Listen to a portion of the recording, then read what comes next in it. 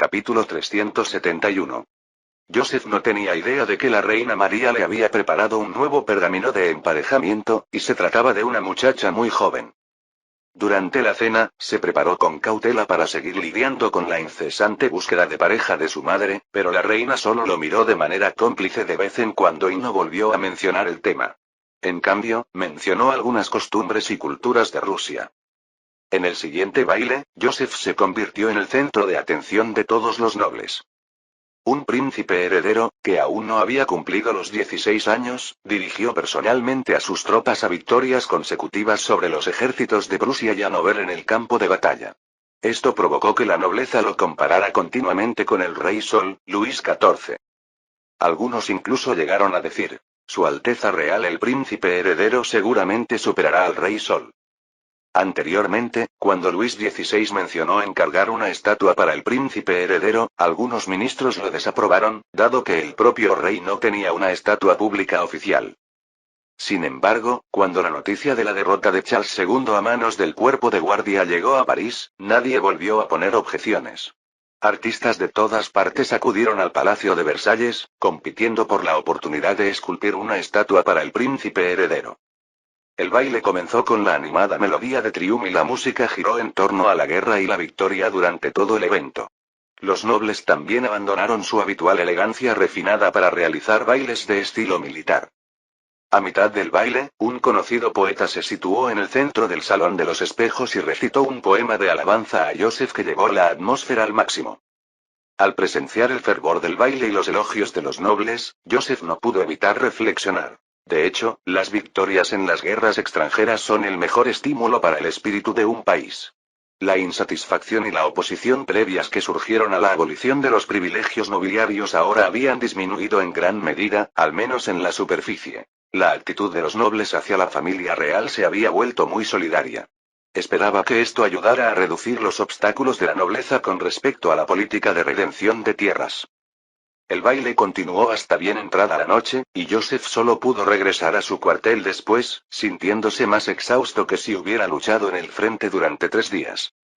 A la mañana siguiente, Joseph tomó un desayuno sencillo y luego, arrastrando su cuerpo cansado, se dirigió hacia la Armería Real, junto al bosque de sicómoros, en el lado sureste del Palacio de Versalles.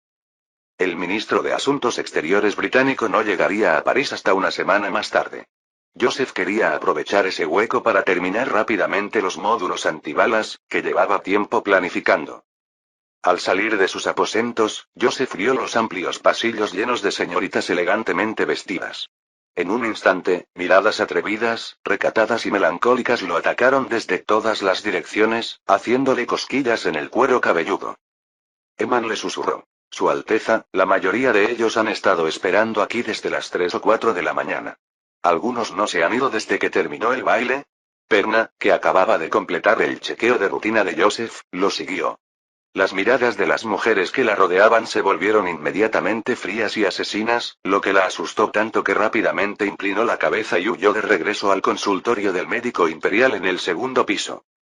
Sin embargo, Joseph ignoró el impresionante paisaje a lo largo del camino y salió rápidamente del Palacio de Versalles. Una vez en la plaza, se tocó la barbilla llena de barba y murmuró para sí mismo con los dientes apretados: Ya verás.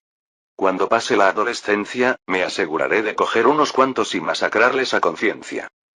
Martiniel, el jefe de la Armería Real, obviamente había anticipado la llegada del príncipe heredero y había estado esperando en la entrada con su equipo administrativo desde temprano en la mañana. Joseph hizo un gesto con la cabeza al grupo que se inclinaba y luego fue directo al grano. Señor Martiniel, ¿tiene preparado los artículos que le pedí anteriormente? Este último señaló apresuradamente un cobertizo en el lado oeste. Sí, Alteza, todo está listo y colocado allí. Cuando Joseph estaba en el sur de los Países Bajos, escribió una carta enumerando los materiales necesarios para fabricar los insertos a prueba de balas e incluyó requisitos de fabricación simples, que envió a la Armería Real. Al entrar en el taller, Martinier hizo que la gente exhibiera cajas con placas de hierro, losas de porcelana, seda y similares delante del príncipe heredero, y aprovechó la oportunidad para decir: Alteza, mire, he encargado a los artesanos que fabricaran placas de hierro de diferentes durezas y grosores para que usted pudiera elegir. Las piezas de porcelana fueron encargadas a medida a los dos talleres más prestigiosos de Sèvres, y también encargué a Quimper que intentara una producción a medida. Sèvres es la tierra sagrada de la fabricación de porcelana en las afueras occidentales de París. Los nobles que no pueden permitirse la porcelana oriental y desprecian los productos británicos eligen en su mayoría los productos de aquí. Quimper, por otro lado, es el centro de la cerámica colorida en Bretaña, dirigida principalmente a los hogares comunes, pero los talleres allí también tienen muchas técnicas de cocción únicas. Joseph asintió con satisfacción. Después de todo, la armería real estaba supervisada por su propio padre y su trabajo era bastante fiable. Luego formuló su pregunta más urgente. ¿Y el adhesivo? ¿Tiene alguna sugerencia el señor Lavoisier? Sí, Alteza Martinier señaló un gran frasco de vidrio que había sobre la mesa. El señor Lavoisier recomendó este pegamento especial de caseína. ¿Pegamento de caseína? Joseph miró con curiosidad el líquido viscoso de color amarillo lechoso que había en el frasco.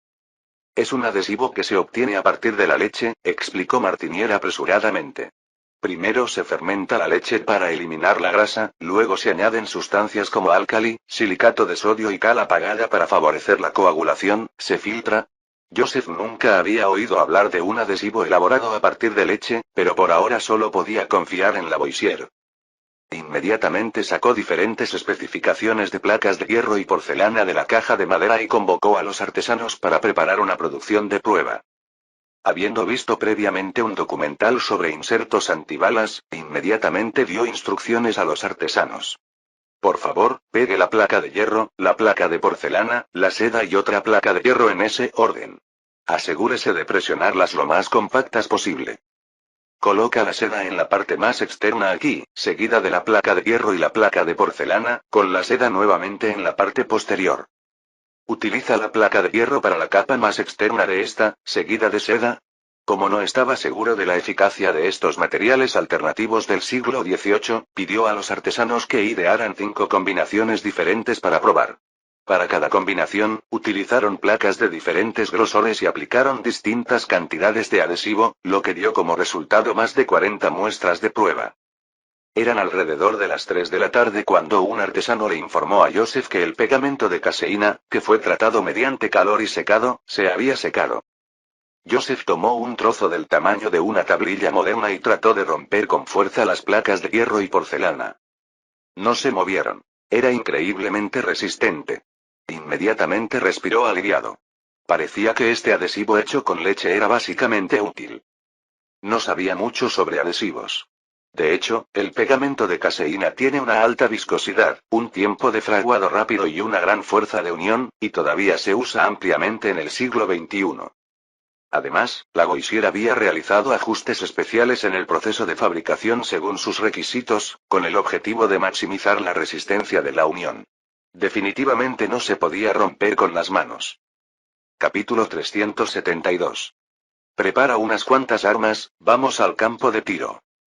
Joseph le hizo un gesto a Martinier, listo para ir a probar el inserto a prueba de balas recién terminado, cuando escuchó a Eman a su lado decir: Su Alteza, el rey ha llegado.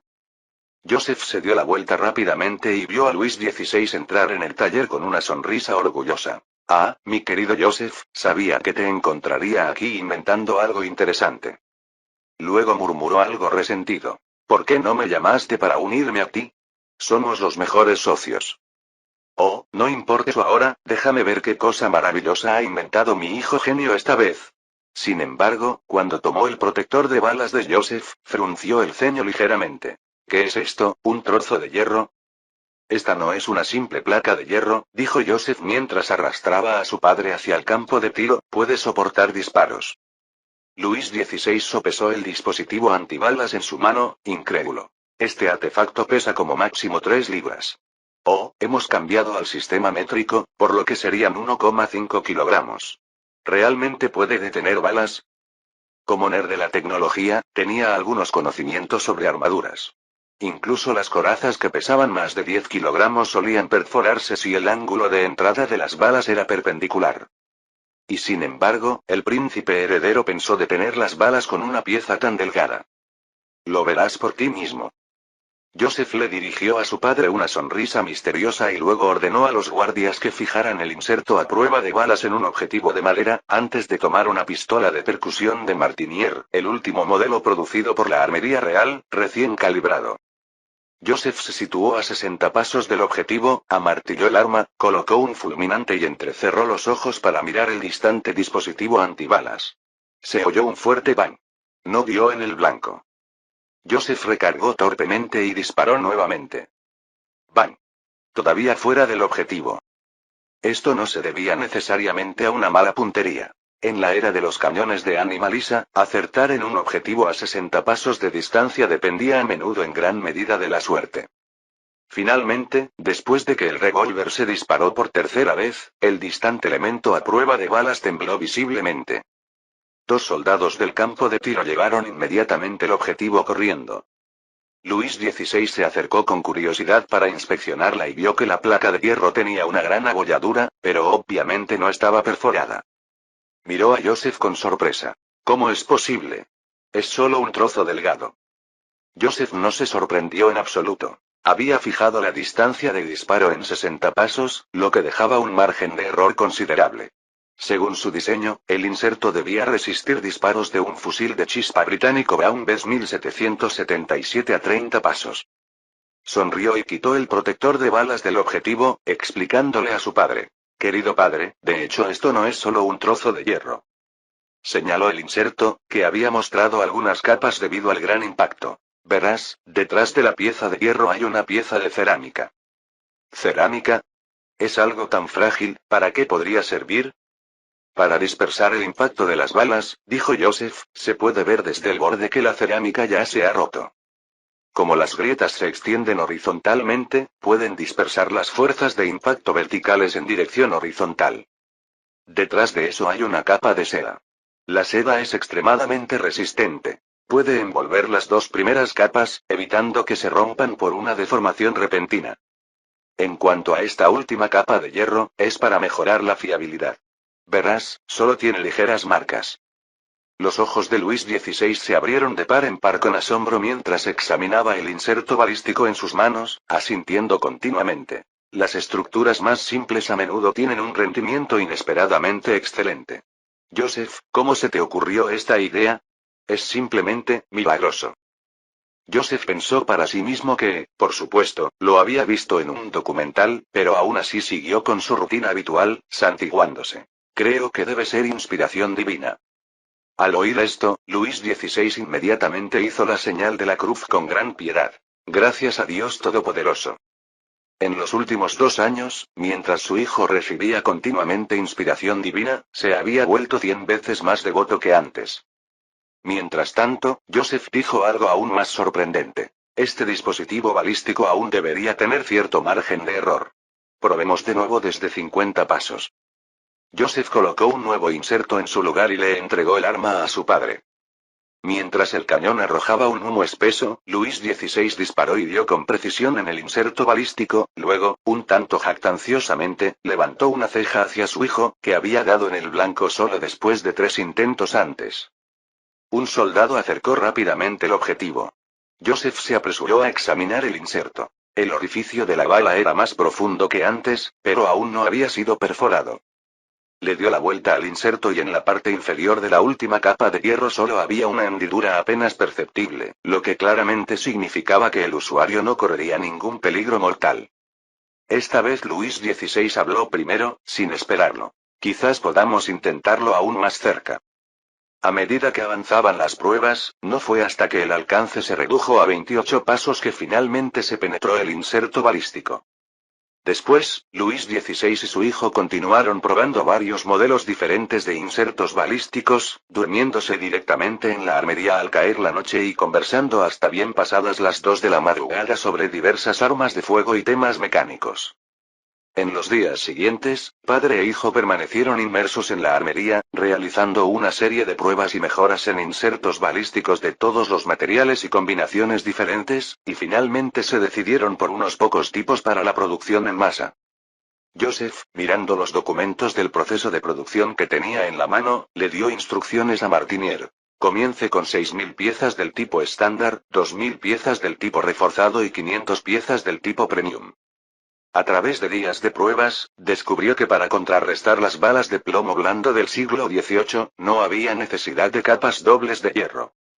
Así, siguiendo la sugerencia de su padre, utilizó una estructura de hierro, algodón, cerámica y seda para mantener el peso del inserto balístico en 1,05 kilogramos, capaz de soportar con fiabilidad un disparo de un arma de chispa desde más de 40 pasos. Este inserto balístico de tipo estándar era el más barato, costaba solo 5 libras y 16 sous. Si era necesario, incluso se podía prescindir de la seda, lo que reducía el precio a menos de 4 libras, aunque la distancia de protección efectiva también se reducía a 55 pasos. El inserto de tipo reforzado era la estructura que se había probado anteriormente, con 2 capas de hierro delante y detrás, pesaba 1,4 kilogramos y solo podía ser penetrado por un cañón de chispa a una distancia de 28 pasos, especialmente diseñado para uso de la caballería. Costaba 6 libras y 10 sous. El tipo premium consistía en una sola capa de hierro más 2 capas de seda, con el mismo peso que el tipo estándar y una distancia de protección fiable de 33 pasos. Sin embargo, su precio ascendía a 8 libras y 5 sous, normalmente solo disponible para los oficiales. De hecho, Joseph había planeado inicialmente producir más de 100.000 piezas para equipar a todo el cuerpo de guardia. Sin embargo, el cuello de botella de los adhesivos limitó sus ambiciones. El rendimiento del pegamento de caseína era excelente, pero en la actualidad solo se podía producir en pequeñas cantidades y era bastante caro. En cuanto a otros adhesivos naturales, eran básicamente inútiles para aplicaciones a gran escala. Joseph recordó los diversos adhesivos fenólicos del futuro y sintió un deseo aún más fuerte de promover rápidamente las farolas de gas, iluminando así la industria química orgánica. Capítulo 373. Joseph terminó de organizar la producción de prueba de los insertos a prueba de balas y, de repente, sintió que la fatiga lo invadía. Estos últimos días en la armería se sintieron como si hubiera regresado a los días en que hacía proyectos con su mentor en su vida anterior. Afortunadamente, su padre estaba allí para ayudarlo, asegurándose de que no terminara exhausto hasta la muerte. Observó la salida de Luis XVI hacia el palacio del Petit Trianon. El rey había dado rienda suelta a su adicción por la artesanía esos días y ahora echaba de menos a su esposa, mientras que el propio Joseph no se demoró y se dirigió inmediatamente al Arsenal Real de París para hablar con Lavoisier sobre la producción de cola de caseína. Sin resolver el problema de la producción en masa del adhesivo, no se podría realizar el gran valor estratégico de los insertos antibalas. Cuando el carruaje de Joseph se detuvo frente al edificio administrativo de la Real Agencia de la Pólvora, toda la agencia se puso a vibrar de emoción. Los directivos y los artesanos tenían cierta relación con el ejército y se preocupaban profundamente por las victorias en el frente. Dejaron de lado su trabajo y vinieron a ver al héroe legendario que creó la gran victoria de los Países Bajos del Sur, el príncipe heredero. Al final, asediado por una multitud poderosa, Joseph no tuvo más remedio que arrastrar a Lavoisier lejos de la agencia de la pólvora y dirigirse a su oficina en el Palacio de las Tullerías para hablar. En la agencia de pólvora, la gente miraba con nostalgia el carruaje del príncipe heredero y solo después de un buen rato, bajo los rugidos furiosos de los supervisores, regresaron de mala gana a sus tareas. En el carruaje de Joseph, Lavoisier frunció el ceño después de escuchar la petición del príncipe heredero. Su Alteza, producir pegamento de caseína no es difícil, pero me temo que la demanda de sus insertos a prueba de balas puede no ser suficiente para sustentar la producción en masa. Joseph se quedó desconcertado. Estaba abrumado por el ajetreo y había olvidado que en la era preindustrial, siempre que uno estuviera dispuesto a invertir y no hubiera obstáculos técnicos, casi cualquier cosa podía producirse en masa. Pero la pregunta era, ¿a quién vendería los productos? Si no se podían vender, solo se producirían pérdidas continuas. Aunque estaba dispuesto a asumir pérdidas con tal de fabricar equipos militares vitales, no era una solución sostenible. Miró al padre de la química y preguntó, señor Lavoisier, según usted, ¿quién necesitaría este tipo de adhesivo? Oh, antes solo lo utilizaban los carpinteros en pequeñas cantidades y los zapateros utilizaban ocasionalmente un poco para unir las suelas de los zapatos. Normalmente pedían un frasco pequeño en la farmacia a principios de cada año. ¿Carpinteros? Sí, Alteza, dijo Lavoisier, la cola de caseína se inventó para satisfacer las necesidades de los carpinteros. Pero, como usted sabe, este invento no produjo grandes beneficios. Joseph, sumido en sus pensamientos, dijo. ¿Puedes explicarme en detalle cuándo usaban esto los carpinteros? En cualquier situación en la que no se puedan utilizar clavos, Su Alteza. El pegamento de caseína une la madera con mucha firmeza y, una vez que se seca, la unión es aún más dura que la propia madera. A medida que Lavoisier detallaba las características del pegamento de caseína, los ojos de Joseph se iluminaron gradualmente. Si la resistencia en seco del pegamento de caseína era tan alta y su afinidad con la madera era excelente, ¿no podría usarse para fabricar materiales de tableros sintéticos? Era consciente de que en el mundo moderno pocos hogares comunes podían permitirse muebles fabricados exclusivamente con madera maciza. El 90% del mercado de muebles estaba compuesto por materiales de tableros sintéticos como MDF y tableros de partículas. Estos tableros sintéticos se fabrican a partir de virutas de madera de desecho y serrín, mezclados con adhesivo y comprimidos. No se debe subestimar esta innovación que parece de reciclaje de residuos. Los tableros sintéticos desencadenaron una revolución en el sector del mobiliario a finales del siglo XIX. En primer lugar, el precio de los tableros sintéticos era mucho más bajo que el de la madera maciza. Esto se debió principalmente a que la madera maciza adecuada para muebles estaba limitada a los troncos rectos de los árboles. No se podían utilizar ramas o árboles torcidos. Sin embargo, los tableros sintéticos podían aprovechar un árbol entero, ya fuera torcido o en trozos pequeños, se podía triturar y pegar para formar tableros cuadrados estándar. Aunque había costos adicionales por adhesivos y procesamiento, el precio total seguía siendo muy asequible. Al igual que la construcción naval del siglo XVIII, que consumía grandes cantidades de madera, los restos de madera desechados cada año podían utilizarse para proporcionar muebles nuevos a todos los franceses. Si se pudiera construir una planta de fabricación de tableros sintéticos cerca de los astilleros de Bretaña, se crearía una cadena de suministro de madera, construcción naval, tableros sintéticos, muebles y podría incluso reducir significativamente el coste de la construcción naval. Además, y más importante, la mayor ventaja de los tableros sintéticos sobre la madera maciza no era el coste. Puede que esto sea diferente de la percepción habitual, pero los tableros sintéticos desencadenaron una revolución en el mobiliario principalmente porque tenían varias ventajas incomparables.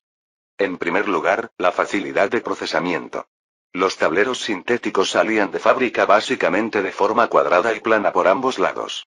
Los carpinteros podían ensamblar rápidamente los muebles con un simple serrado, mientras que quienes utilizaban madera maciza seguían trabajando laboriosamente la madera. Como resultado, la producción de muebles podría aumentar varias veces o incluso más de 10 veces, y la variedad de diseños también se expandiría. Con una selección más amplia y precios más bajos, era lógico esperar un furor de ventas. Como puede verse, los productos industriales más rentables nunca fueron los más exquisitos, sino aquellos que podían satisfacer las necesidades básicas del mayor número de personas. De la misma manera que, en épocas posteriores, Mercedes y BMW nunca pudieron superar a Toyota y Volkswagen, que se dedicaban al mercado de masas. En segundo lugar, la capacidad de retención de clavos de los tableros sintéticos era muy superior a la de la madera maciza. Como la madera maciza es densa, ejerce una fuerza que empuja los clavos hacia afuera, mientras que los tableros compuestos hechos de polvo de madera y cola no tienen este problema. Esto significaba que la durabilidad de los muebles fabricados con tableros sintéticos también era mayor que la de la madera maciza. Por supuesto, esto podría solucionarse utilizando la tradicional unión de mortaja y espiga oriental, pero en la actualidad, los muebles en el continente europeo todavía dependían principalmente de clavos. No era posible esperar que decenas de miles de carpinteros cambiaran de repente sus habilidades tradicionales, a menos que el Señor mismo hiciera un milagro. Por último, la resistencia de los tableros sintéticos a la carcoma era mucho mayor que la de la madera maciza. Para la carcoma, el adhesivo era incluso más repugnante que los excrementos de perro, por no hablar de que era venenoso. Los muebles duraderos, resistentes a la carcoma y a un precio asequible sin duda desbancarían fácilmente a los muebles de madera maciza y dominarían el mercado. Pensando en esto, Joseph reprimió la emoción en su corazón y le preguntó a Lavoisier. Si puedo encontrar un mercado, digamos de más de 500.000 kilogramos por mes, ¿podría ayudarme a establecer una fábrica de cola de caseína de esa escala? ¿500.000 kilogramos? Lavoisier se quedó estupefacto. En toda Europa se consumían solo unas decenas de miles de kilos de cola de caseína al año, y el príncipe heredero pretendía vender 500.000 kilos en un solo mes, lo cual era sencillamente increíble. Sin embargo, cuando vio la expresión seria de Joseph, comenzó a pensar profundamente. Después de un momento, sacudió ligeramente la cabeza y dijo: Su Alteza, es absolutamente imposible alcanzar una producción mensual de 500.000 kilogramos en el corto plazo. Si está dispuesto a invertir 1.000.000 de libras, puedo intentar alcanzar una producción mensual de 50.000 kilogramos. 1.000.000 de libras. Casi soltó Joseph una palabrota. Su inversión inicial en la United Steam Engine Company también era de 1.000.000. ¿Cómo podía compararse una fábrica de pegamento con una producción mensual de apenas 50.000 kilogramos con una máquina de vapor? Capítulo 374.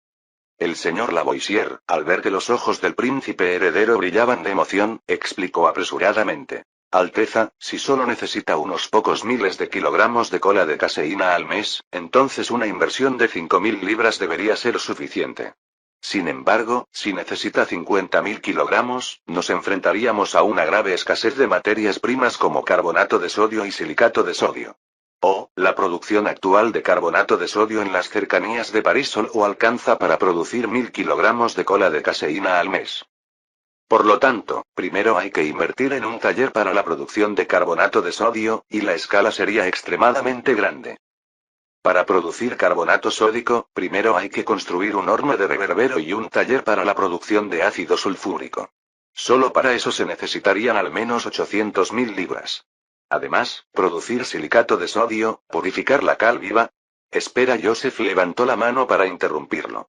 ¿Acabas de decir que para producir carbonato de sodio se necesita un horno de reverbero? Si entendí bien, ¿es el mismo tipo de horno que se usa para forjar acero? Así es, Su Alteza, asintió el señor Lavoisier. Es posible que no esté muy familiarizado con el último método de producción en masa de carbonato de sodio. Es un método inventado recientemente por el Dr. Leblanc. Se mezcla sal y ácido sulfúrico, luego de la destilación se le añade piedra caliza y carbón y se coloca en el horno de reverbero para calcinarlo hasta que se funda. Este proceso requiere alcanzar la temperatura de fusión del hierro, por lo que el horno de reverbero es tan adecuado. A medida que continuaba explicando, Joseph comenzó a comprender que en esa época, el carbonato de sodio todavía se producía mediante calcinación y el método de cristalización. Solo la alta temperatura de más de 1.000 grados necesaria para el proceso consumiría una enorme cantidad de carbón. Además, el efecto corrosivo del ácido sulfúrico en el horno de reverbero a esas altas temperaturas era severo, y requería un reemplazo completo cada pocos años, lo que resultaba astronómicamente alto. Por eso, el carbonato de sodio todavía se consideraba un producto químico de lujo, de esos que se venden por gramos. No es extraño que el señor Lavoisier le haya instado a invertir 1.000.000 de libras para montarlo como una fábrica de acero. Ese dinero quizá ni siquiera fuera suficiente. Joseph recordó rápidamente. El carbonato de sodio no es simplemente carbonato de sodio. Es decir, carbonato de sodio. Como uno de los 5 pilares de la industria química, en el pasado, innumerables químicos se volvieron locos tratando de reducir el costo de su producción en masa. No pudo evitar suspirar. De hecho, todos los productos comerciales rentables dependen en última instancia de la producción de materias primas básicas. Afortunadamente, gracias a su compañero de cuarto del departamento de química, no había devuelto todos sus conocimientos químicos a sus profesores. Por ejemplo, conocía el proceso Solvay. ¿No fue eso suficiente para superar instantáneamente aquellos métodos primitivos de finales del siglo XVIII? Anteriormente, no había podido disponer de energía para adentrarse en la industria química, pero ahora parecía la oportunidad perfecta para empezar con el carbonato de sodio. ¿No era solo 1.000.000 de libras? Si eso hubiera podido impulsar la industria química en Francia, esa cantidad no era más que una nimiedad. Sin mencionar la importancia del carbonato de sodio para la revolución de los muebles y los insertos a prueba de balas, incluso vendiéndolo directamente se podrían obtener ganancias 10 veces mayores. Joseph recordó inmediatamente el proceso Solvay en su mente y miró a Lavoisier. De hecho, tengo un método completamente nuevo para producir carbonato de sodio, que debería costar menos de una décima parte del método que acaba de describir. Los ojos del señor Lavoisier se abrieron de par en par, asombrado. Si cualquier otra persona hubiera hecho semejante afirmación, probablemente se habría burlado. Sin embargo, viniendo del niño bendecido por Dios, tuvo que tomárselo en serio. ¿Hablas en serio? Sí, generalmente se trata de sal, amoníaco y dióxido de carbono. Joseph no lo mantuvo en secreto, no era probable que el estimado padre de la química robara su técnica, o mejor dicho, no se atrevería. Además, conocer los principios era una cosa, pero implementarlos en un proceso específico de producción en masa aún requería la experiencia de Lavoisier. Se empieza introduciendo gas amoníaco en salmuera saturada para formar cloruro de amonio. Luego se introduce dióxido de carbono para producir. Después de explicar el proceso Solvay, esperó las exclamaciones de sorpresa del señor Lavoisier. Sin embargo, después de un buen medio minuto, el padre de la química frunció el ceño y negó con la cabeza. Su Alteza, su método es bueno en teoría, pero parece inviable. Joseph se quedó atónito por un momento. ¿Qué? ¿Estás seguro de que has oído bien? Este es el proceso OU para producir carbonato de sodio. El señor Lavoisier prosiguió. Su método requiere el consumo de una gran cantidad de amoníaco. Si no recuerdo mal, el precio del nitrato de sodio es de unas 7 libras el kilo. Por tanto, la soda producida de esta manera no será mucho más barata que la del método del Dr. Leblanc. Lo más importante es que todo el suministro de nitrato de sodio en Europa difícilmente cubriría el consumo necesario para producir 50.000 kilogramos de caseína al mes. Joseph parpadeó. ¿Nitrato de sodio? ¿Qué es eso? Es el mineral utilizado para producir amoníaco. A medida que el señor Lavoisier explicaba, Joseph no pudo evitar ponerse triste. El nitrato de sodio debía ser cloruro de amonio. Con la tecnología química actual, no era posible producir amoníaco de forma sintética. Solo se podía obtener calcinando este costoso mineral. El precio estaba por las nubes. Solo entonces recordó que el proceso de producción de amoníaco sintético no se perfeccionó hasta finales del siglo XIX, y que el método del Dr. OU para producir carbonato de sodio se inventó en el siglo XX, cuando el precio del amoníaco se había vuelto increíblemente barato. Y producir amoníaco sintético, si recordaba correctamente, requería una tecnología de reacción de alta temperatura y alta presión, algo completamente inviable en el siglo XVIII. ¿Y qué pasa con la industria química y la revolución del mobiliario? ¿Fueron todas ellas meras ilusiones de su parte? Al ver su expresión cambiada, el señor Lavoisier lo consoló apresuradamente. Su Alteza, su línea de pensamiento es muy innovadora, es un método en el que nunca había pensado antes. Sin embargo, a veces las viejas formas todavía pueden ser útiles. Joseph sonrió amargamente. No esperaba que el revolucionario método mejorado del Dr. OU para producir carbonato de sodio perdiera ante el horno de reverbero en el siglo XVIII. No pudo evitar recordar el documental que había visto sobre el Dr. OU, sobre cómo había mejorado el proceso Solvay paso a paso en condiciones muy duras, logrando finalmente el éxito. HMM. De repente, se le ocurrió algo. ¿En qué consistía la mejora del Dr. OU? Parecía que implicaba la producción conjunta de carbonato de sodio, es decir, producir carbonato de sodio y fertilizantes al mismo tiempo, mejorando así la producción y la eficiencia de la materia prima. ¿Y cómo se realizó el proceso Solvay para producir carbonato de sodio? Joseph recordó desesperadamente el documental que había visto, murmurando para sí mismo. Sal más amoníaco más dióxido de carbono, disueltos en agua. Retire el precipitado, agregue piedra caliza, caliente la reacción. Se genera amoníaco y dióxido de carbono, y el sinter contiene carbonato de sodio y cloruro de calcio, luego se purifica mediante cristalización. Este método para producir carbonato de sodio desperdicia el cloro de la sal y el calcio de la piedra caliza, por lo que la eficiencia de producción y el costo no son tan buenos como los del proceso OU para producir carbonato de sodio. De repente, Joseph se detuvo. Esperen, durante el proceso se liberan tanto amoníaco como dióxido de carbono, y pueden reintroducirse en la siguiente reacción. Si así fuera, el consumo de amoníaco sería muy, muy pequeño. Aunque sin la producción de fertilizantes del proceso OU, se evita el abismo del amoníaco. Gracias a Dios. De repente, respiró aliviado.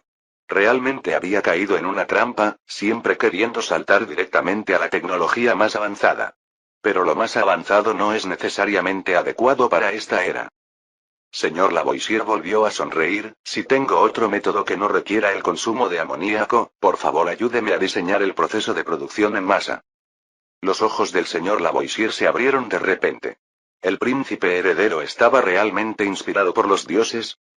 Para producir carbonato de sodio, una tecnología tan avanzada, se le ocurrieron dos enfoques en menos de media hora. Capítulo 375. Si la producción de bicarbonato de sodio a alta temperatura no es un problema, Lavoisier reflexionó.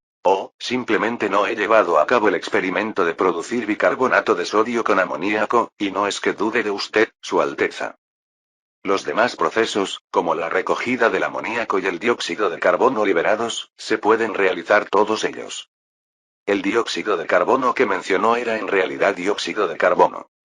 Estaba claramente muy emocionado, mirando a Joseph. Entonces, usando tu método para producir soda, el costo será solo una décima parte del precio actual. No solo era el mejor químico de su época, tampoco le faltaba perspicacia comercial, inmediatamente sacudió la cabeza. No, menos de una décima parte, porque este método no tiene restricciones de materia prima, quiero decir, la sal y la cal son fáciles de obtener, lo que hace que la producción sea casi infinitamente escalable. Su Alteza, debo regresar al laboratorio inmediatamente para verificar el método que usted describió. Juro que, si esto fuera posible, sería sin duda un acontecimiento que marcaría una época en la historia de la química. No exageraba en absoluto, ya que los 3 ácidos y los 2 álcalis eran pilares de la industria química y su importancia era evidente. De estos 5 compuestos básicos, el ácido sulfúrico y el ácido clorhídrico eran relativamente fáciles de conseguir y, teniendo en cuenta los estándares del siglo XVIII, la producción industrial de ácido nítrico ni siquiera estaba sobre la mesa. Por ello, el carbonato sódico se convirtió en la estrella de la industria química en el siglo XIX. De hecho, el gobierno francés ya había ofrecido una importante suma como recompensa por el método de producción industrial de sosa pura. El ganador fue el Dr. Leblanc, que produjo carbonato de sodio utilizando el horno de reverbero. Aunque su método era costoso, seguía siendo la tecnología más avanzada de la época. Sin embargo, si el proceso alcalino de Joseph se pusiera en producción, podría acabar con su método por completo. Mientras hablaban, el carruaje se detuvo en el Palacio de las Tullerías. Lavoisier estaba listo para despedirse y regresar al laboratorio, pero entonces Mirabeau, que ya lo estaba esperando allí, se acercó rápidamente y le hizo una reverencia a Joseph. Su Alteza, cuando escuché que salió del Palacio de Versalles, supuse que podría haber venido aquí. Tenía un montón de asuntos de desarrollo industrial que informar a Joseph, pero el príncipe heredero había estado ocupado en la armería todo este tiempo, y tan pronto como salió de la armería hoy, desapareció. Parece que tienes mucho que discutir conmigo. Joseph sonrió y le devolvió la reverencia. Así es. Mirabeau estaba a punto de dirigirse a la oficina de planificación industrial con el príncipe heredero cuando se giró y notó a Lavoisier, inclinándose apresuradamente a modo de saludo. Estimado señor Lavoisier, no me di cuenta de que usted también estaba aquí. Sí, pero ya me voy, dijo Lavoisier, poniéndose la mano en el pecho en señal de reverencia. Su Alteza me ha hablado de un método para producir soda pura, y lo único que quiero ahora es volar de vuelta al laboratorio. ¿Sosa pura? Mirabeau conocía a DuPont y tenía algunos conocimientos de la industria química. Es realmente increíble. La sosa pura es esencial para muchas industrias químicas. Cuando Joseph escuchó las palabras industria química, inmediatamente se le ocurrió una idea y llevó a Lavoisier arriba. No necesitas apresurarte con tu experimento. Si vamos a entrar en la industria química, definitivamente necesitamos la opinión de un experto como tú. Pero, Lavoisier entró en la oficina de planificación industrial con cierta resistencia, todavía reflexionando sobre el proceso real alcalí, el nuevo nombre que Joseph había dado al proceso Solvay, ya que el señor Solvay aún no había nacido en ese momento. Sin embargo, cuando escuchó a Joseph preguntarle a Mirabeau sobre el proyecto de alumbrado público a gas de carbón, su atención quedó inmediatamente captada. A continuación, debemos acelerar el progreso del laboratorio de apoyo para el tratamiento del alquitrán de hulla, dijo Joseph. El señor Murdoch obtuvo la patente para la destilación de carbón el mes pasado, y nuestro objetivo es comenzar la construcción del alumbrado público de gas de París a finales de año. Con cierta dificultad, Mirabeau dijo. Su Alteza, en realidad he comprado todo el equipo de laboratorio de acuerdo con los estándares del laboratorio de la Universidad de París, pero el benceno que usted mencionó, ¿ningún químico ha oído hablar de él? Joseph miró rápidamente a Lavoisier, que también parecía desconcertado. Inmediatamente sintió una oleada de impotencia. Parecía que el campo de la química orgánica todavía estaba estéril en esa época, hasta el punto de que ni siquiera se había descubierto el benceno, el compuesto orgánico más básico. No tuvo más remedio que explicarle pacientemente a Lavoisier que el alquitrán de hulla contenía una gran cantidad de benceno, así como otros compuestos orgánicos como anilina y fenol, y que podían intentar refinar estas sustancias. Los ojos de Lavoisier se iluminaron de inmediato. ¿Estás diciendo que hay una nueva sustancia en el alquitrán de hulla que aún no conocemos? Sí, es un poco complejo, dijo Joseph. No sabía por dónde empezar con la introducción a la química orgánica, después de todo, era un tema muy amplio. Al final, decidió cortar el nudo gordiano y dijo, si destiláis alquitrán de hulla, a diferentes rangos de temperatura, obtendréis destilados que contienen benceno. Ah, y también descubriréis otras sustancias nuevas en este proceso. La respiración de Lavoisier se aceleró. Como químico, descubrir una nueva sustancia era suficiente para ganar fama en el mundo académico, pero el príncipe heredero le informó casualmente que con operaciones sencillas se podían obtener múltiples sustancias nuevas. O bien Su Alteza estaba diciendo tonterías, o bien debía ser una revelación divina. Instintivamente hizo la señal de la cruz sobre su pecho y dijo con entusiasmo, Su Alteza, por favor confíeme el experimento del alquitrán de hulla. Joseph respondió con cierta dificultad. Me gustaría mucho tu ayuda, pero también necesitas ayudarme a diseñar el proceso de producción de carbonato de sodio. Lavoisier no estaba dispuesto a rendirse y se apresuró a decir, mi esposa podría ayudarme. Créame, tiene un nivel de habilidad experimental extremadamente alto. Ah, y tengo muchos estudiantes excelentes, ciertamente no retrasaremos la producción del proceso real de Alcali. En el rostro de Joseph apareció inmediatamente una sonrisa. Con Lavoisier, su esposa y sus estudiantes a bordo, eso significaba que casi la mitad de la élite química de Francia se había unido a su proyecto. Hizo un gesto con la cabeza hacia Lavoisier y dijo, ya que estás tan interesado, te confiaré la gestión del laboratorio de alquitrán de hulla. Puedes solicitar directamente al conde Mirabeau los fondos necesarios. El alquitrán de hulla podría refinarse para producir una gran cantidad de compuestos valiosos, como anilina y fenol, que podrían usarse para fabricar desinfectantes, colorantes, fragancias y productos farmacéuticos. En particular, los dos primeros. El fenol, el primer desinfectante médico, salvó innumerables vidas. Era mucho más barato que el alcohol, después de todo, era un subproducto del aprovechamiento de los desechos del alquitrán de hulla y podía utilizarse para la desinfección a gran escala de edificios o campamentos enteros. En cuanto a la anilina, materia prima para la producción de tintes, su valor económico era sencillamente enorme. Recordemos que el tinte púrpura extraído de plantas y utilizado en la industria de la moda era tan caro que a menudo costaba más que la propia ropa. Incluso para la nobleza del Palacio de Versalles, llevar una prenda totalmente de color púrpura era una cuestión de prestigio. No fue hasta que apareció la púrpura de anilina, hecha a partir de anilina, cuando la ropa de color púrpura se volvió finalmente accesible para la gente común. Si este tinte se produjera, también se convertiría en una poderosa herramienta para que Francia pudiera competir con Inglaterra en la industria textil. Joseph puso fin a sus ensoñaciones. La industria de la química orgánica era todavía un sueño lejano. Lavoisier ni siquiera sabía qué era el benceno y no estaba claro cuánto tiempo llevaría transformar este conocimiento en una industria.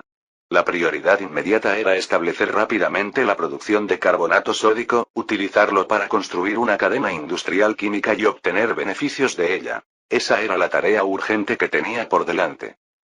Fin del capítulo 375.